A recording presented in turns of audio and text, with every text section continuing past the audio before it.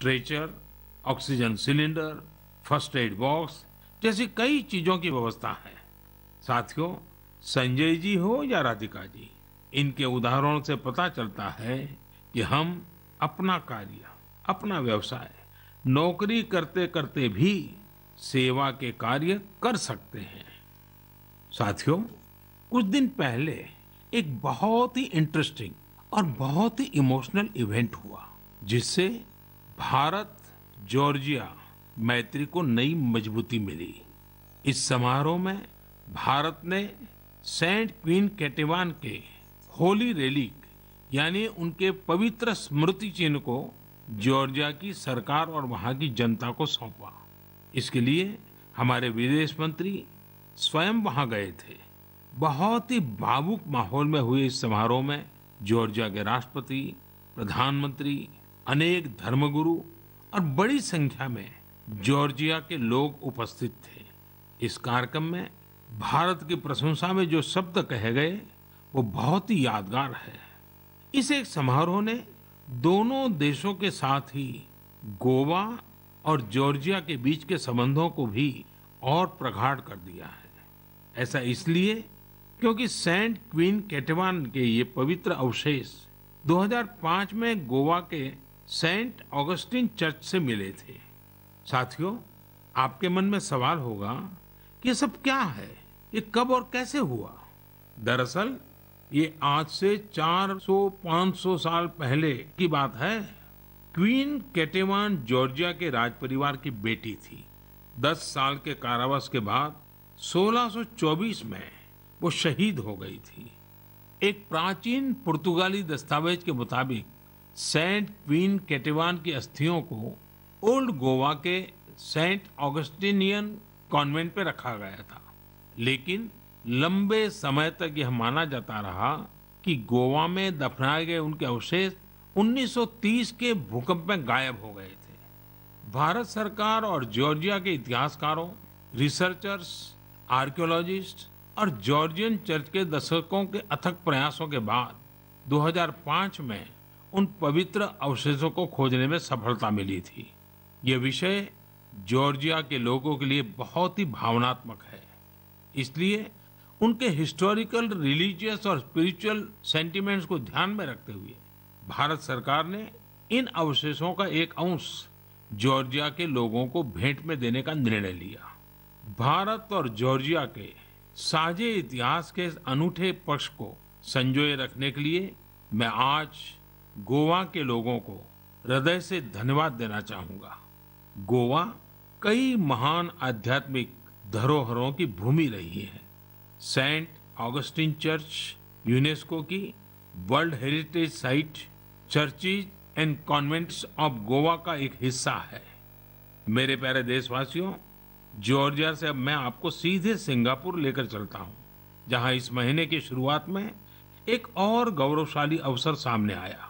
Singapore के प्रधानमंत्री और मेरे मित्र ली सेन लुंग ने हाल ही में रिनोवेट किए गए सिलाट रोड गुरुद्वारा का उद्घाटन किया।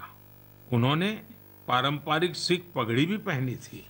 यह गुरुद्वारा लगभग 100 साल पहले बना था और यहाँ भाई महाराज सिंह को समर्पित एक स्मारक भी है। भाई महाराज सिंह जी ने भारत की स्वतंत्रता के लिए लड़ाई लड़ी थी और ये पल आजादी के 75 साल मना रहे हैं तब और अधिक प्रेरक बन जाता है। दो देशों के बीच पीपल टू पीपल कनेक्ट, उसे मजबूती ऐसी ही बातों, ऐसे ही प्रयासों से मिलती है। इनसे यह भी पता चलता है कि सौहार्दपूर्ण माहौल में रहने और एक दूसरे की संस्कृति को समझने का कितना महत्व है। मेरे प्यारे देशवासियों, आज मन की बात में हमने अनेक विषयों की चर्चा की। एक और विषय है जो मेरे दिल के बहुत करीब है। ये विषय है जल संरक्षण का। मेरा बचपन जहां गुजरा वहां पानी की हमेशा से किल्लत रहती थी। हम लोग बारिश के लिए तरसते थे और इसलिए पानी की एक एक बूंद बचाना हमारे संस्कारों का हिस्सा रहा है। अब जनभागीदारी से जल संरक्षण, इस मंत्र ने वहां की तस्वीर बदल दी है। पानी की एक एक बूंद को बचाना, पानी की किसी भी प्रकार की बर्बादी को रोकना, ये हमारी जीवन शैली का एक सहज हिस्सा बन जाना चाहिए। हमारे परिवारों की ऐसी परंपरा बन जानी चाहिए जिससे हर एक सदस्य को गर्व हो। साथियों, प्रकृति और पर्यावरण की रक्षा भारत के सांस्कृतिक जीवन में, हमारे दैनिक जीवन में रचा बसा हुआ है। वहीं बारिश और मानसून हमेशा से हमारे विचारों, हमारी फिलॉसफी और हमारी सभ्यता को आकार देते आए हैं। ऋतु संहार और मेघदूत में महाकवि कालिदास ने वर्षा को लेकर बहुत ही सुंदर वर्णन किया है। साहित्य प्रेमियों के बीच ये कविताएं आज भी बेहद लोकप्रिय हैं। ऋग्वेद के पर्जन्य सूक्तम में भी वर्षा के सौंदर्य का खूबसूरती से वर्णन है। इसी तरह श्रीमद् भागवत में भी काव्यात्मक रूप से पृथ्वी, सूर्य और वर्षा के बीच के संबंधों को विस्तार दिया गया है। अष्टौ मासान् निपीतं यद भूम्याः च ओदमयं वसु स्वगोभिः मक्तुम् आरेभे पर्जन्यः काल आगते। अर्थात सूर्य ने 8 महीने तक जल के रूप में पृथ्वी की संपदा का दोहन किया था। अब मानसून के मौसम में सूर्य इस संचित संपदा को पृथ्वी को वापस लौटा रहा है। वाकई मानसून और बारिश का मौसम सिर्फ खूबसूरत और सुहाना ही नहीं होता, बल्कि यह पोषण देने वाला, जीवन देने वाला भी होता है।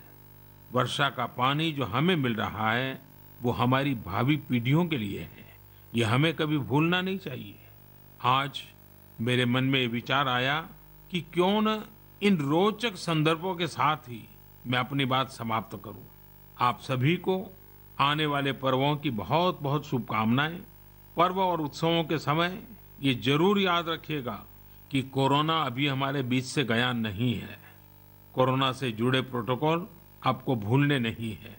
आप स्वस्थ और प्रसन्न रहें। बहुत बहुत धन्यवाद।